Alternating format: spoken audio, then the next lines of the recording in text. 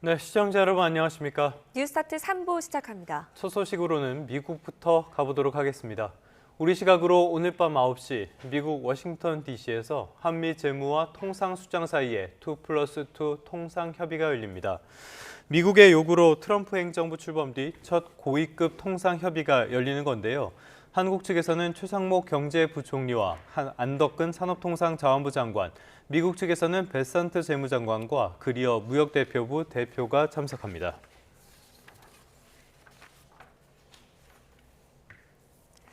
안덕근 산업장관은 미국과의 2+2 통상협의와 관련해 우리나라에 부과된 상호관세를 철폐하는 것이 협상의 목적이라고 말했습니다. 안 장관은 워싱턴 공항에 도착한 뒤 기자들을 만나 상호관세는 우리가 계속 유예받는 방향으로 협상할 계획을 가지고 있다며 이같이 밝혔습니다. 또 25% 품목관세가 부과된 자동차의 경우 대미 교역에 큰 문제를 야기하고 있다며 가급적 신속하게 풀어나갈 수 있도록 협의해 나갈 계획이라고 강조했습니다. 통상협의에서 방위비 분담금 문제가 제기될 가능성에 대해서는 이번 2+2 협의 내용에는 포함되지 않았다고 말했습니다. 트럼프의 관세 정책은 정말 오락가락하고 변덕스럽죠. 이번에는 트럼프가 중국에 부과한 고율 관세를 절반 넘게 삭감하는 방안을 검토하고 있다는 보도가 나왔습니다. 트럼프는 공정한 합의를 할 것이라며 즉답을 피했는데 미 재무장관은 미중 간의 빅딜의 기회가 있다고 말했습니다. 워싱턴 홍상희 특파원입니다. 중국과의 무역 협상이 교착 상태에 빠지면서 트럼프 대통령은 중국에 부과한 고율 관세 가운데 일부를 대폭 인하하는 방안을 검토하는 것으로 알려졌습니다. 월스트리트저널은 중국에 부과한 관세율이 품목에 따라 절반에서 65%까지 내려갈 가능성이 있다고 보도했습니다. 트럼프 대통령은 중국과 활발히 대화하고 있다면서도 사실 여부에 대해서는 즉답을 피했습니다. Can you clarify, Mr. President, on China? Yeah, we are going to have a fair deal with China. It's going to be fair. 스콧 베센트 미 재무장관도 미국과 중국이 협상 전에 서로 부과한 높은 관세를 내릴 필요가 있다고 밝혔습니다. 또 중국이 수출 위주가 아닌 내수를 지원하는 쪽으로 경제 정책을 전환해야 한다고 강조하면서도 포괄적 합의를 의미하는 빅딜의 기회가 있다고 말했습니다. There is an opportunity for a big deal here, that the U.S. is looking to rebalance to more manufacturing. 하지만 미국이 대중국 관세율 인하를 제한하는 일은 없을 거라고 답했고 캐롤라인 레빗 백악관 대변인도 일방적 관세 인하는 없을 거라고 말했습니다. 중국에 145%의 관세를 부과한 트럼프 대통령이 연일 관세를 인하하겠다는 유화적 태도를 보이면서 미중 양국이 이르면 다음 달이나 6월에는 협상 테이블에 앉을 수 있다는 기대 섞인 전망도 나오고 있습니다. 워싱턴에서 YTN 홍상입니다. 유럽연합이 미국 애플과 메타에 이른바 갑질방지법을 위반했다며 1조 원이 넘는 과징금을 부과했습니다. EU 집행위원회는 현지 시간 23일 디지털시장법 위반 조사 결과를 발표하고 애플에 5억 유로, 약 8,133억 원, 메타에는 2억 유로, 약 3,252억 원의 과징금을 부과하기로 했다고 밝혔습니다. 애플과 메타에 대한 과징금 부과 결정은 지난해 3월 디지털시장법 전면 시행 이후 첫 제재입니다. 대선 전국 살펴보도록 하겠습니다. 더불어민주당 대선 후보 경선 2차 토론회에선 헌법 개정, 그러니까 개헌 시기를 둘러싸고 거듭 논쟁이 벌어졌습니다. 유력 주자인 이재명 후보, 개헌이 먹고 사는 문제보다 시급한지 의문이라면서 뜨뜻미지근한 태도를 이어갔습니다. 나혜인 기자입니다. 이재명 후보는 인수위 없이 출범할 다음 정부 준비를 이미 하고 있다며 집권 직후 최우선 과제로 한미 통상협상과 내수 진작을 위한 긴급 조치를 꼽았습니다. 국민 통합을 위해 야당과 많이 만나겠다면서도 개헌을 시급히 해야 하는진 의문이라고 했습니다. 먹고 사는 문제에 직결된 것도 아니고 좀 여유를 두어도 괜찮겠다. 일단 경제 민생 문제에 좀 집중할 필요가 있다고 생각하고요. 보수 논객들과 만난 자리에서 친일파나 과거사 문제를 덮으려 한다고 말한 것 역시 지금은 먹고 사는 문제에 집중할 때란 취지였다고 해명했습니다. 반면 김동연 후보는 갈라진 국민 마음을 모으려면 경제와 별개로 승자독식 정치 구조를 깨는 개헌이 필요하다고 각을 세웠습니다. 지난 대선 때 이미 임기 단축 개헌을 약속하지 않았느냐며 이 후보를 압박했습니다. 자칫 국민들이 보시기에는 임기 내에 안 하겠다라는 말로 들릴 것 같아요. 김경수 후보는 개헌이 내란 사태 종식의 완성이란 점엔 공감한다면서도 대통령 임기 단축엔 신중해야 한다고 지적했습니다. 자칫 취임 직후부터 식물 정권이 될 수 있다는 이유를 들었는데 개헌의 전제 조건은 국민의힘의 태도 변화라고 강조했습니다. 헌법 파괴 세력하고 함께 동거하면서 헌법을 새롭게 만들자는 논의를 어떻게 합니까?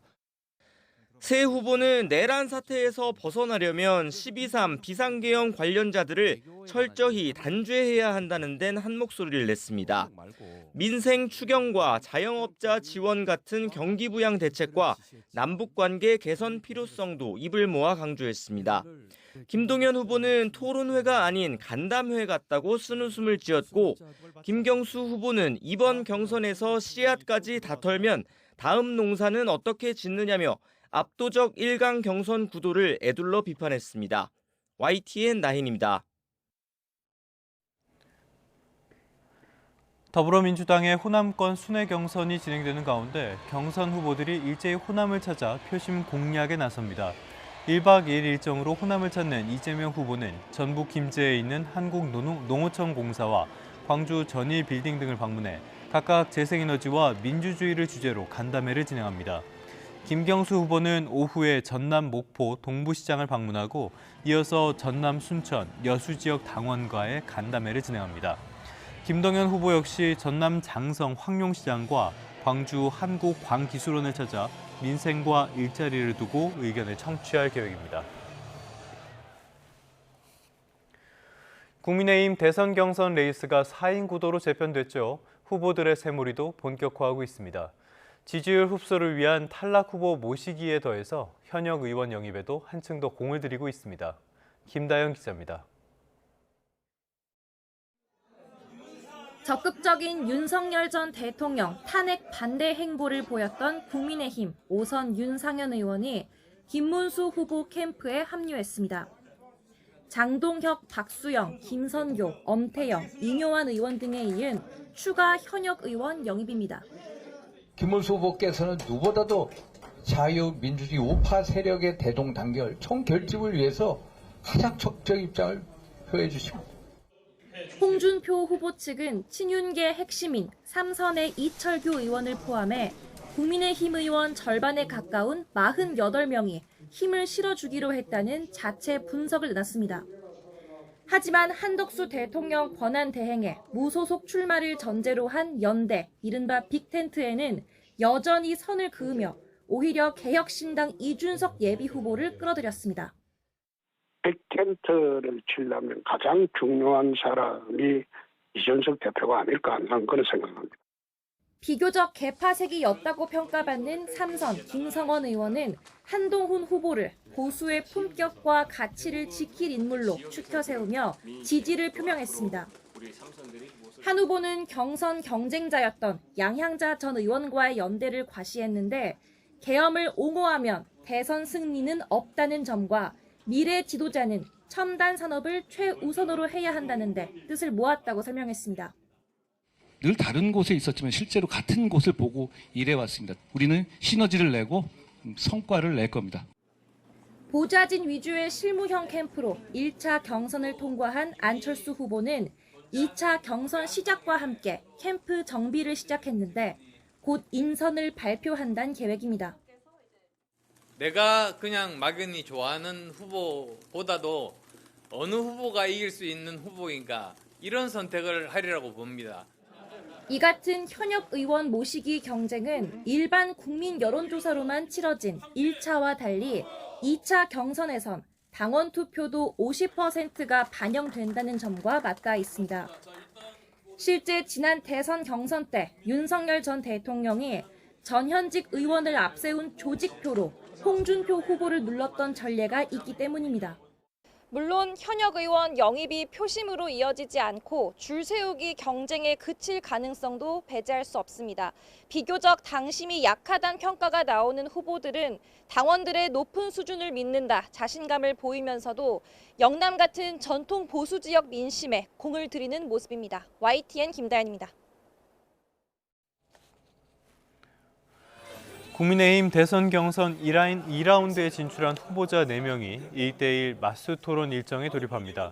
먼저 오늘 오후 4시부터 김문수 후보가 자신이 지목한 한동훈 후보와 맞붙고요. 이어서 오후 5시 반부터는 안철수 후보가 김문수 후보와 90분 동안 토론을 진행합니다. 내일은 서로를 상대로 지목한 한동훈 후보와 홍준표 후보가 오후 4시부터 3시간 동안 1대1 끝장 토론을 벌일 예정입니다. 한덕수 대통령 권한대행 국무총리는 오늘 오전 국회 본회의에서 추가 경정 예산안 시정연설을 합니다. 총리실 관계자는 대형 산불 피해 복구와 미국발 통상 리스크 대응 등을 위한 12조 2천억 원 규모 추경안 편성 취지를 설명하고 국회의 협력을 당부할 것이라고 설명했습니다. 또 오늘 밤 시작되는 한미 2+2 통상협의를 앞두고 미국의 관세 부과에 대한 우리 정부의 입장을 설명하는 내용도 담길 것으로 보입니다. 대법원이 오늘 이재명 전 더불어민주당 대표의 공직선거법 위반 혐의 사건 상고심과 관련해 전원합의체 2번째 합의기일을 진행합니다.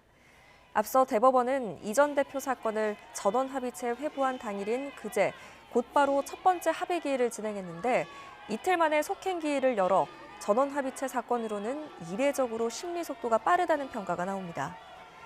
이 전 대표는 지난 대선 후보 시절 대장동 개발 사업 핵심 실무자인 고 김문기 씨를 성남시장 재직 때는 몰랐다거나 또 백현동 용도 변경 특혜 의혹과 관련해 국토부 협박 때문에 변경을 해줬다고 허위로 발언한 혐의로 기소됐습니다.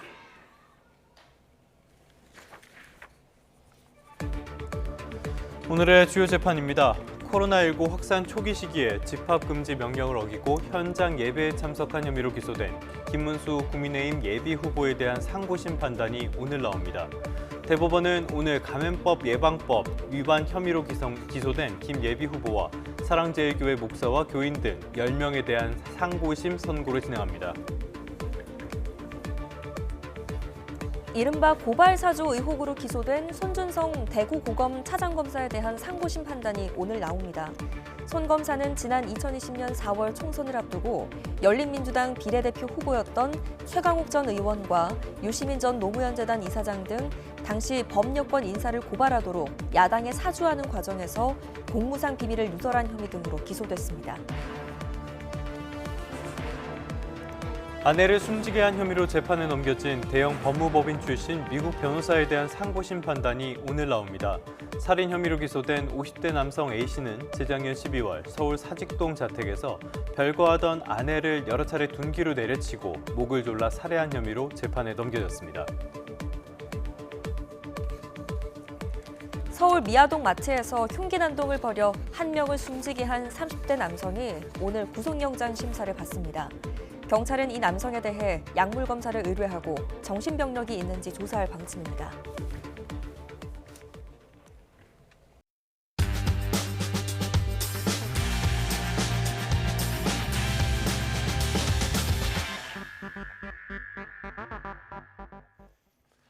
(4월 24일) 목요일 스타트 브리핑 시작합니다. 먼저 한국일보입니다. 판사 개인을 향한 공격이 집요하고 다양하게 나타나고 있습니다. 좌표 찍기가 도를 넘었다는 비판이 나오는데 판사들은 형사재판을 피하게 된다면서 어려움을 호소하고 있습니다. 실명과 사진을 공개해 모욕을 주는 현수막이 대표적입니다.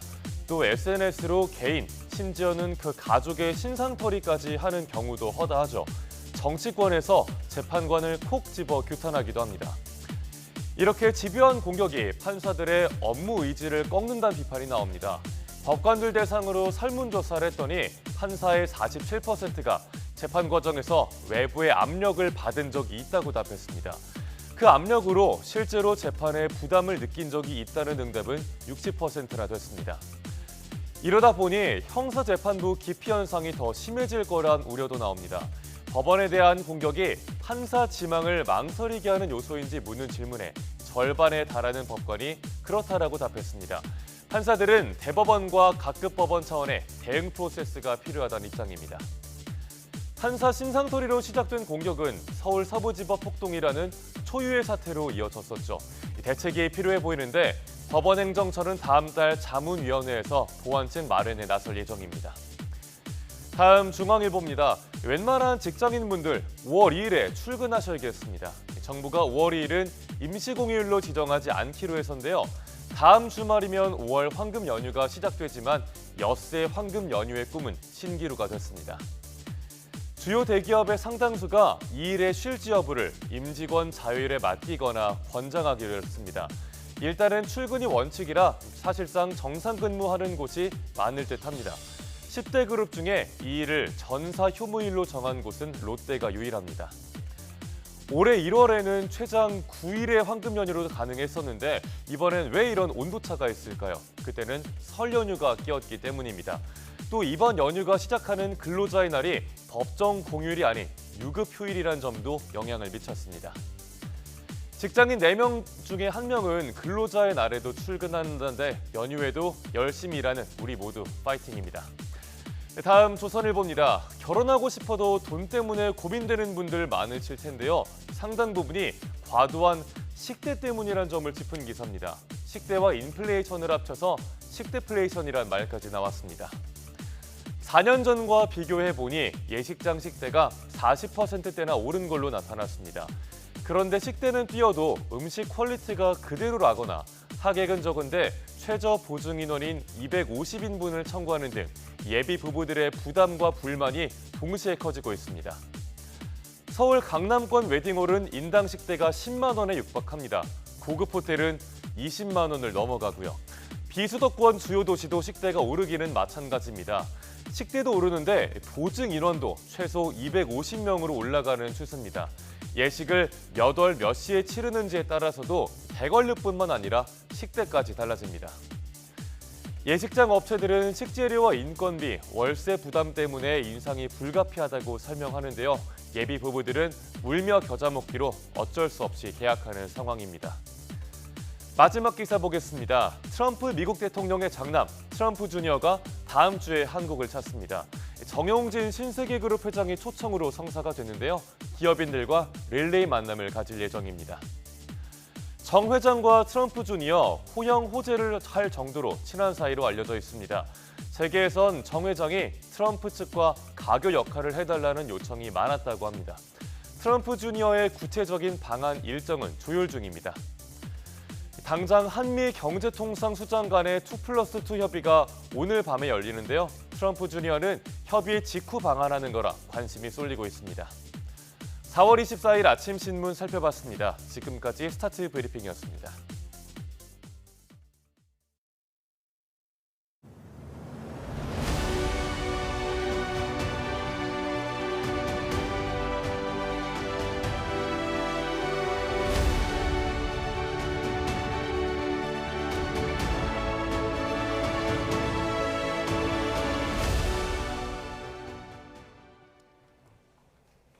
프란치스코 교황이 안치된 관이 바티칸 성베드로 대성당 안으로 옮겨져 일반인들의 조문이 시작됐습니다. 현지 시각 23일 오전 9시 교황이 안치된 관은 바티칸 내 교황의 거처에서 성베드로 성당 내부로 옮겨졌습니다. 전 세계에서 온 신자들이 지켜보는 가운데 운구의식은 교황청 국무처장인 케빈 페렐 추기경의 집전으로 1시간여 동안 진행됐습니다. 예식이 마무리된 뒤 오전 11시부터 조문이 시작됐는데 첫날에만 수십만 명이 몰린 것으로 파악됐습니다. 또 다른 관심사는 과연 누가 차기 교황으로 선출될 것인가 이 부분이 아닐까 싶습니다. 네, 유력한 후보 중에 한 명으로 꼽히는 인물이죠. 유흥식 추기경이 아시아인 교황 가능성을 묻는 질문에 하느님에겐 동양과 서양이 따로 없다고 답했습니다. 신웅진 기자입니다.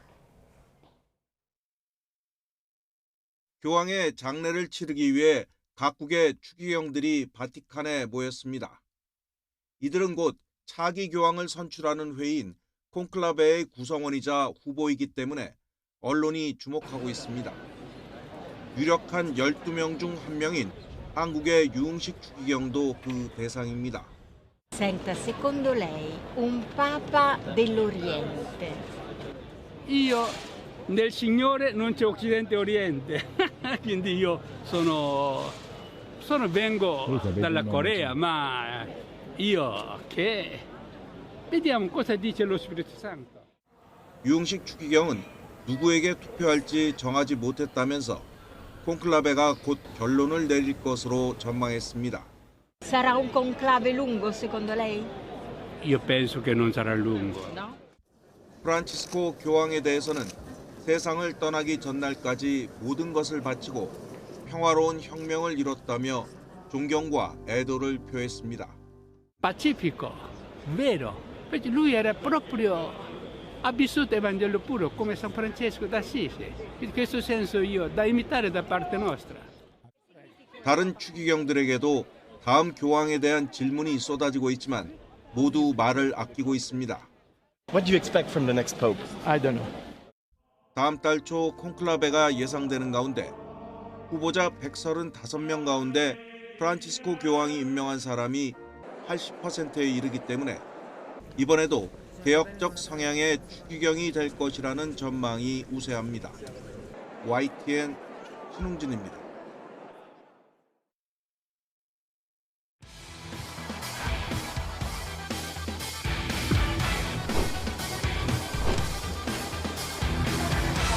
그 품목 관세가 부과되어 있는 자동차 같은 경우에는 가급적이면 신속하게 입힐 수 있도록 협의를 해 나갈 계획입니다.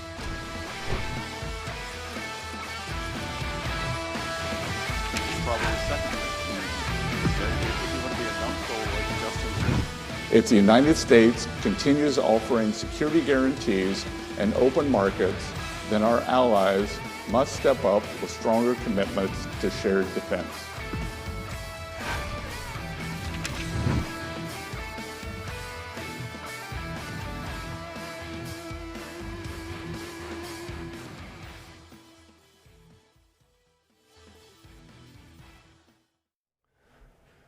네, 조금 전에 들어온 소식이 있는데요. 트럼프가 2, 3주 안에 중국의 관세율을 정할 것이다, 재조정을 시사했다는 내용입니다. 이 내용은 지금 이어지는 저희 경제 출연에서 계속적으로 다뤄보도록 하겠습니다. 경제 출연으로 가보도록 하겠습니다. 오늘 트럼프의 관세 정책 여전히 변덕스럽고 종잡을 수가 없는 상황이 이어지고 있습니다. 다만 시장과 여론에 밀려서 한 발씩 뒤로 물러서고 있다는 점만은 분명해 보입니다. 네, 이런 가운데 오늘 밤부터는 우리나라와 미국의 이른바 2+2 협상이 시작됩니다. 스타트 경제, 오늘은 이정환 한양대학교 경제금융대학 교수와 함께하겠습니다. 교수님 어서 오십시오. 어서 오세요. 자, 앞서서 말씀드렸던 중국과의 어떤 유화적인 메시지, 이런 것들은 조금 뒤에 살펴보도록 하고요. 일단은 우리 문제부터 보도록 하겠습니다. 오늘 밤 9시 우리 시각이죠. 미국 워싱턴 DC에서 2+2 통상협의가 열리는데 협상 대신에 협의라고 부르는 이유가 뭡니까? 일단 협상이라고 하면 네고시에이션, 영어로 하면 네고시에이션이라고 이야기하는데 뭔가 결론을 내야 될 것 같다는 의미가 강합니다. 그게 다 어떤 이야기냐면 상호 간의 의제가 어느 정도 세팅이 돼 있고 이에 따라서 결론을 내리는 게 협상인데, 협의라고 하면은 사실 의제 자체가 안정해졌다라는 그런 의미로 좀 해석이 될 수 있고요. 그런 이야기는 어떤 거냐면 우리나라는 사실 방위비하고 무역 부분, 그러니까 투자라든지 이런 부분 좀 분리하겠다라는 입장인데 미국이 요구하는 것은 뭐 일본을 봐도 마찬가지겠지만 이 부분 다 통합해서 이야기하겠다는 그런 말씀을 드릴 수 있거든요. 그러니까 이제 그 테이블에 올릴 것 자체, 그러니까 리스트 자체가 아직은 결정이 되지 않았다라는 의미로 뭐 저는 이게 여러 가지 의미가 있을 수 있는데 그런 쪽으로 해석을 해야 되는 것이 아니냐. 지금 뉴스에 계속 나오는 것들은 아무래도 우리나라는 방위비는 지금 얘기 안 하겠다라는 게 좀 확고한 의지이긴 해서, 그렇지만 이제 당연히 일본의 경우에서 본 것처럼 미국 측 입장에서는 방위비까지 논의해야 되는 요구하겠죠. 그러니까 이제 테이블이 결정이 돼야 그러니까 사안들이 결정이 돼야 이것에 대해서 얼마나 양보할지 받을지 협상을 하는 건데 그런 의미라기보다는 이제 사안 자체를 좀 결정해야 되는 이런 상황들이다라고 아마 이해하시면 되지 않을까, 이렇게 생각을 하고 있습니다. 네, 실질적인 협상이 될 것이라기보다는 탐색전이 될 것으로 보이는 이번 협의에서 어떤 점을 좀 주로 다루게 될까요? 아무래도 우리나라 줄 것들이 있죠. 우리나라 줄 것들이란 것은 LNG 투자, 알래스카 LNG 투자들이 계속 나오고 있고요. 그 조선 산업에 대한 어떤 미국과의 공조, 이런 이야기들이 나오고 있는데 이 두 개가 어떻게 보면 우리나라 테이블에 올린 거다라고 보시면 될 것 같고, 미국은 이제 아무래도 한국이 자동차 수출이 워낙 많다 보니까 자동차 수출에 대한 어떤 문의, 그리고 또 무역 적자 자체가 미국이 굉장히 크다라고, 그러니까 미국 입장에서는 한국의 무역 적자가 굉장히 크다라고 생각하고 있기 때문에 무역 적자를 해결할 보다 적극적인 방안, 그러니까 좀 사실 미국이 급한 건 아니거든요. 미국은 자꾸 요구를 해야 되는 입장이기 때문에 큰 아젠다로 갈 거라고 생각을 하고 있고 네. 한국은 되도록 작은 아젠다를 통해서 모든 것들을 해결하려고 할 예상이기 때문에 예. 아무래도 LNG 투자라든지 그러니까 알래스카 LNG 투자라든지 조선 사업에서 협조 뭐 예. 이런 것들에 대해서 논의를 하지 않을까라고 많이 예측을 하고 있습니다. 네. 조선업에서 우리가 지렛대 역할을 하거나 이거를 도움을 주는 거는 우리한테도 좋은 일이니까 그거는 괜찮은데 알래스카 LNG 이건 정말 어떻게 해야 됩니까? 교수님 어떻게 보세요? 사실 이제 이런 인프라 투자 같은 것들은 뭐 수익성이 좀 그러니까 수익을 실현하는데 좀 오래 걸리기도 하고요. 예. 특히나 알래스카 지역 같은 경우에는 개발이 좀 어렵죠. 아무래도 흔히 말하는 겨울에 어은 땅이고 여름에 예. 녹는 땅이다 보니까 개발이 좀 어렵다라고 이야기합니다. 그러니까 일반적으로 봤을 때 이게 인프라 투자가 성과가 난다라고 하면은 자본시장이 가장 발달한 미국이 먼저 들어갔겠죠. 미국은 근본적으로 자본시장이 가장 발달한 그렇죠. 나라이기 때문에 돈 되는 일에 안 들어올 리가 없죠. 예, 그게 안 들어올 리가 없는데 이게 그만큼 좀 개발이 어렵고 다만 이렇게 알래스카 LNG가 개발이 되면 혜택을 볼 수 있는 나라들이 일본하고 한국이다 보니까 이쪽에 와서 좀 개발을 해라라는 그러니까 위험을 떠안고 개발을 해라라는 그런 이야기를 자꾸 펼치고 있다라고 한번 보시면 될 것 같습니다. 네, 말씀하신 것처럼 리스크가 큰 만큼 우리 정부도 좀 신중하게 접근하지 않을까라는 생각이 듭니다. 안덕근 산업장관이 오늘 미국에 도착했는데요. 공항에 도착한 자리에서 기자들에게 이렇게 답을 했습니다. 자동차 관세를 신속하게 해결할 것이다라는 발언을 했는데 해결될 가능성에 대해서는 어떻게 보세요? 지금 막 트럼프 행정부에서 여러 가지 관세에 대한 뉴스들이 나오고 있는데 자동차 관세 중요한 부분이라고 이야기할 수 있겠고요. 예. 왜냐하면 이제 자동차 업체들이 사실 미국 자동차 업체도 캐나다라든지 멕시코에서 부품을 수입하는 경우들이 많기 때문에 굉장히 복잡하게 얽혀 있다라고는 보시면 될 것 같습니다. 네. 그래서 뭐 미국 쪽에 흘러나오는 안들은 자동차 부품에 대해서는 관세를 안 매긴다. 다만 흔히 말하는 완성차에 대해서는 관세를 매겨야 되는 것이 아니냐라는 의견들이 최근에 제시가 되고 있고요. 안덕근 장관이 하는 이야기는 그거 말고 이제 자동차 전체에 대해서도 관세를 좀 낮추는 이런 방향으로 가야 되는 것이 아니냐. 그러니까 아무래도 완성차가 우리나라에서 많이 만들어지다 보니까 이것을 수출하는 데 있어서 제약이 생기게 되고 제약이 생기게 되면은 우리나라 경제에 큰 타격이 입을 수밖에 없거든요. 특히 대미 수출에서 가장 큰 부분을 차지하는 것은 자동차이기 때문에 우리나라 전체를 보면은 네. 물론 반도체지만 자동차가 굉장히 중요하기 때문에 수용차 지금 주요 수품 수출 증감률이 나오고 있는데 1분기에 굉장히 많이 좀 떨어지고 있습니다. 그러니까 죄송합니다. 4월 달부터 굉장히 많이 떨어지고 있습니다. 그만큼 이제 좀 여파가 있다라고 생각을 할 수가 있는데 그래서 이제 승용차, 완성차에 대한 어떤 관세를 좀 내리려는 노력을 하겠다. 부품에 대해서는 지속적으로 좀 내릴 것이다라는 의견이 나오고 있는데 아직 완성차에 대해서 미국이 큰 발언을 하지 않고 있기 때문에 이 부분을 직접 공략해서 결국은 좀 승용차 혹은 완성차에 대한 관세를 좀 낮추려고 하는 이런 동향을 보이고 있다라고 보시면 될 것 같습니다. 지금 그래픽에서 보이는 것처럼 지금 승용차 같은 것들의 수출 증감률 줄어들었는데요. 아마 1월부터 3월까지 관세를 앞두고 많은 수출들이 이루어졌을 것이고요. 4월부터는 오히려 좀 줄어드는 그런 모습이라고 이해를 하시면 될 것 같습니다. 사실 미국 자동차는 관세로 해결해야 될 문제가 아니라 미국 자동차 자체의 경쟁력을 올릴 문제인데 접근 자체를 잘못하고 있는 것 같아요.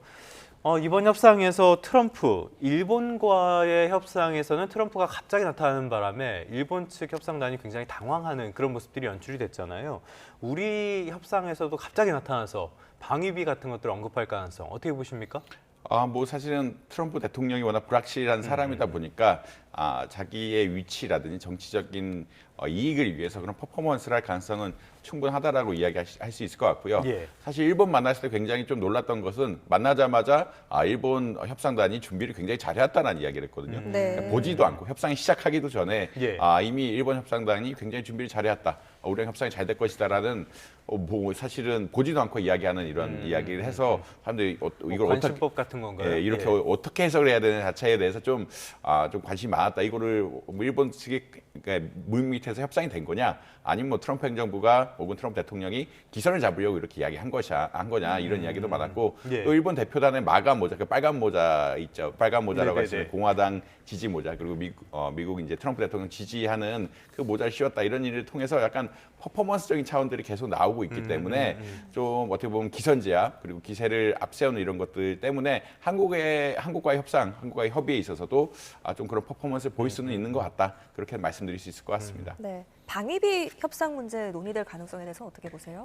미국 측은 당연히 논의할 거라고 생각을 하고 있고요. 예. 우리나라는 이번에는 안 들고 가고 있다라고 지금 이야기는 하고 있습니다. 그 말은 방위하고 흔히 말하는 통상 분야는 분리해서 이제 좀 논의하겠다라고 보시면 될 것 같고, 방위비 같은 의제는 또 이게 정권에 좀 민감할 수밖에 없는 의제이기도 해서 대선 끝나고 논의하려는 게 이제 전략적인 스탠스인 것 같다라고는 아마 이해하시면 될 것 같습니다. 아마도 이제 통상 분야에 워낙 자동차 관세 낮추는 것들이 명백하게 필요를 하기 때문에 그런 것은 이제 명확하게 관점을 가지고 가고 있지만, 아무래도 이제 방위비 같은 것들은 뭐 여당이나 야당이나 약간 스탠스가 다를 수도 있고 이런 태도가 있기 때문에 다음 대통령이 좀 어떻게 보면 좀 올 때까지 좀 기다리고 있는, 그러니까 정치적인 부분이 없잖아 있는 부분이라서 좀 미루고 있다. 근데 이제 미국 측에서는 당연히 일본에 대해서도 방위비에 대한 얘기를 했기 때문에 미국 측에는 당연히 우리나라에 대해서 방위비 인상을 요구할 수밖에 없는 이런 상황이다라고 보시면 될 것 같습니다. 알겠습니다. 우리나라와의 협상도 있지만은 전 세계적으로 봤을 때 더 큰 영향을 미칠 거는 역시 미국과 중국의 갈등, 이 부분이 아닐까 싶은데요. 새벽에 있었던 유엔 안보리 비공식 회의에서도 미중이 충돌을 했다고요? 어떤 내용입니까? 이제 뭐 사실은 안보리 회의에서 본인들의 입장을 내놓은 거죠. 그러니까 미국 입장에서는 그 대중 무역 적자가 어마어마하게 심한데 이런 것은 불공정 무역 때문에 그렇다. 불공정 무역이라는 것은 어떤 거냐면 중국이 보조금을 지나치게 많이 지급해서 미국의 제조업을 어떻게 보면은 손해를 많이 끼치고 있다. 워낙 싼 가격에 공급하면서 미국의 제조업을 고사하고 있다라는 그런 이야기를 했고, 그 중국 측 입장에서는 오히려 관세가 지금 세계 경제를 고란하고 있고 경제 성장률 자체를 낮추고 있는 것이 아니냐라는 의견을 표출하면서 본인들의 입장을 이제 국제 회의장에서 이야기했다라고 아마 이야기하시면 될 것 같습니다. 결국은 워낙 사실은 이 경제 문제가 가장 중요한 문제고, 경제 문제를 기점으로 이것이 미국 입장에서는 중국이 저가를 공급하는 거, 보조금을 지급하는 거, 이런 것이 문제라고 보고 있고, 중국 측 입장에서는 이 관세 자체가 세계 경제를 어렵게 하는 이런 가장 중요한 요인이라고 생각을 하고 있기 때문에 이런 해석에 따라서 차이를 보이고 있고, 이에 따라서 충돌이 있을 수밖에 없었다라고 아마 이해하시면 될 것 같습니다. 네. 이렇게 물러날 기미를 서로 보이지 않으면서 격화하고 있는 모습 가운데에서도 지금 관세 전쟁 벌이고 있는 중국에 대해서 잇따라 또 유화적인 메시지가 나오고 있거든요. 앞서 저희가 속보로도 전해드렸지만 트럼프가 2, 3주 안에 대중 관세율 정할 것이다, 이런 시사를 하기도 했고요. 속내가 뭘까요?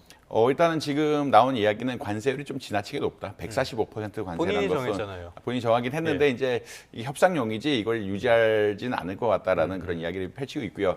사실 이제 국제 보고서라든지 이런 데 보고서를 보면은 관세 전쟁이 진짜 된다라고 하면 미국과 중국의 교역이 한 80%가 준다라고 예측을 하고 있고, 이에 따라서 이제 세계 경제 성장률이 거의 마이너스 때까지 갈 수 있는 시나리오도 나오고 있거든요. 그만큼 지금 예전에 미국과 소련과의 관계와는 달리 미국과의 중국과의 관계는 경제적으로 굉장히 많이 얽혀 있기 때문에 관세 전쟁으로 회복하기가 좀 관세 전쟁만으로 뭘 하기가 좀 어려운 이런 상황이다. 그러니까 철이 장막을 치고 서로 다른 나라다라고 할 수가 없는 상황이기 때문에 굉장히 좀 민감하게 볼 수밖에 없다라고 보시면 될 것 같고, 이게 145% 수준이라는 것은 사실 일반적인 상황에서는 뭐 납득할 수가 없는 수준이거든요.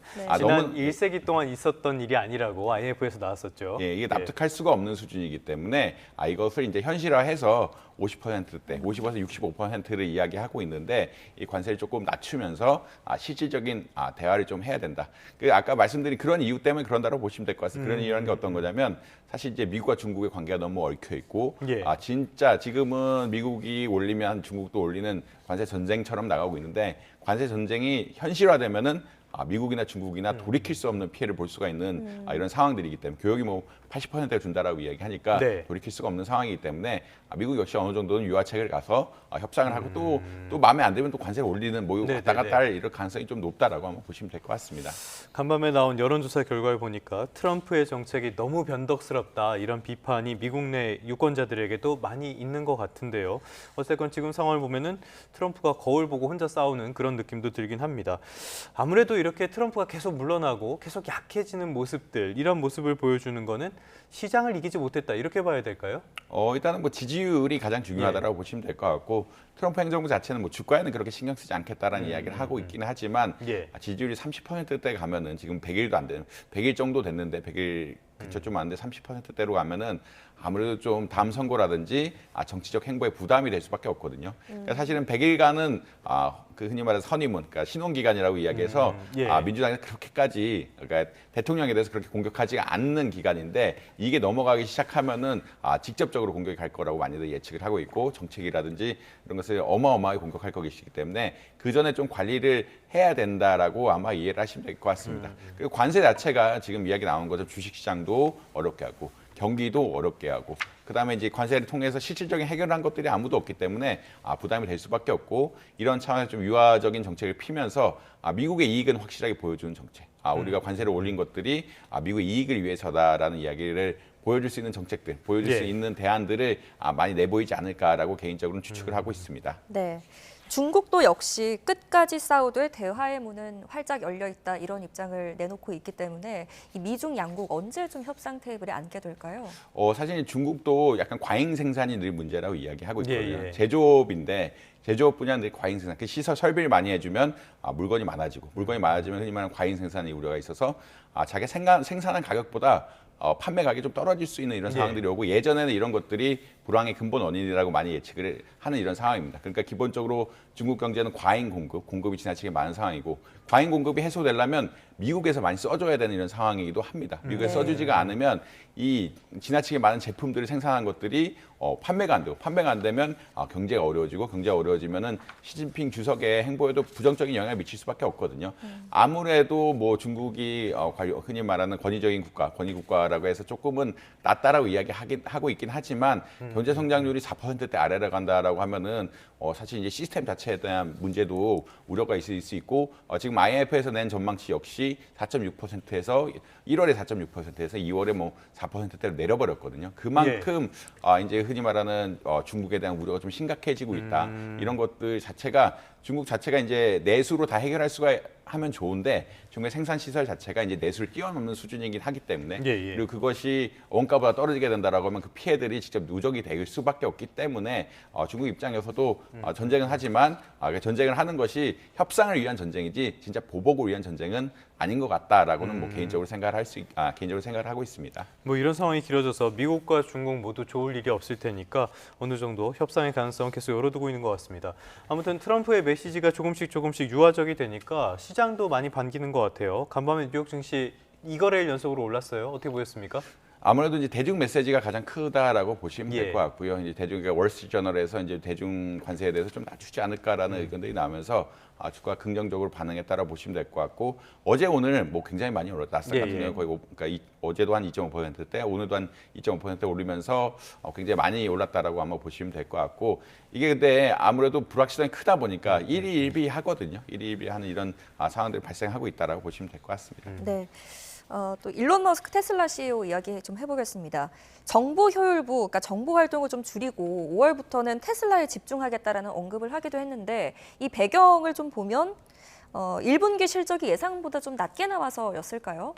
사실 이제 좀 많이 낮게 나왔다고 보시면 안 좋게 나왔죠. 굉장히 안 좋게 나왔다고 보시면 될 것 같고 매출이 작년에 비해서 한 12% 줄었다. 순이익은 뭐 70% 이상 감소했다라고 이야기해서 특히나 이게 투자에 의한 어떤 문제가 아니라 핵심 산업이라고 할 수 있는 자동차 분야에서 이렇게 나왔기 때문에 테슬라 입장에서 좀 심각하게 바라보고 있다라고 아마 보시면 될 것 같습니다. 그래서 일론 머스크가 경영에 돌아와서 이러한 흔히 말하는 수익을 내는 방향으로 운영을 해야 될 것이 아니냐라는 의견들이 계속 나오고 있고요. 이에 따라 자율주행이라든지 휴머노이드 이런 것들에 대해서 보다 집중적인 투자를 하고 수익 성과를 내겠다라는 그런 입장을 보이고 있습니다. 특히나 이번에 관세 전쟁 때문에 테슬라에 대한 이미지가 또 굉장히 안 좋아졌거든요. 흔히 말하는 일론 머스크 입장에서도 어느 정도는 정부와 거리를 두고 그리고 테슬라 입장에서는 혹은 일론 머스크 입장에서는 아무래도 자율주행할 땐 중국이 가장 큰 시장이기 때문에 그 시장을 또 유지해야 되는 이런 적절한 인센티브도 있다. 너무 또 격화되는 게 안 좋기 때문에 좀 분리돼야 될 필요도 있다라는 건 말씀드릴 수 있을 것 같습니다. 뭐 언젠가는 헤어질 거라고 생각을 했지만은 이 시점이 더 빠르게 다가오는 것 같습니다. 대체 얼마나 싫었는지 이런 것들이 테슬라 주가에도 직접 반영이 됐습니다. 오늘은 이정환 한양대학교 경제금융대학 교수와 함께 미국에 대한 이야기 또 우리나라와의 관세 협상에 대한 이야기 종합적으로 짚어봤습니다. 오늘 말씀 고맙습니다.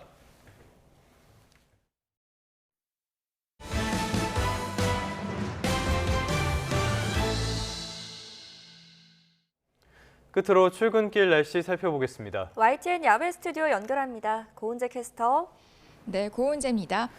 다시 봄 날씨가 돌아온 것 같습니다. 봄 날씨라기보다는 거의 초여름 날씨 같은데요. 오늘 날씨는 어떻습니까? 네, 오늘은 전국적으로 맑고 따뜻한 봄 날씨 만끽하기 좋겠습니다. 출근길 현재 서울 기온이 11도 안팎으로 어제 같은 시각과 비슷한 정도로 선선한데요. 한낮에는 지금보다 기온이 10도가량 더 올라서 봄 기운이 완연해지겠습니다. 그런데 오후부터는 강풍 예보가 있다고요? 네, 그렇습니다. 오늘 오후부터는 북서쪽에서 찬 공기가 내려오면서 전국적으로 바람이 점차 강해지겠습니다. 일부 지역에서는 순간 풍속 초속 15m 이상을 기록하는 곳도 있겠는데요. 이 찬바람에 해가 떨어지면 기온도 더욱 크게 내려갈 걸로 보입니다. 오늘 나오실 때는 강풍과 일교차에 대비한 외투 챙기셔야겠습니다. 오늘 전국적으로 맑고 쾌청한 하늘이 드러나겠습니다. 다만 지금은 곳곳에서 안개가 시야를 가리고 있는데요. 일부 경기 북부와 강원, 경북 내륙에서는 가시거리가 200m 아래로 뚝 떨어졌습니다. 출근길 안전운전 하셔야겠습니다. 아침 공기는 선선하게 출발하고 있습니다. 현재 서울 기온이 11.1도, 대전은 12.3도 보이고 있는데요. 한낮에는 서울이 20도, 강릉 23도, 광주 22도로 대부분 지역에서 예년 기온을 약간 웃도는 정도로 따뜻하겠고요. 특히 대구 26도 등 영남을 중심으로는 덥다 싶은 날씨가 이어지겠습니다.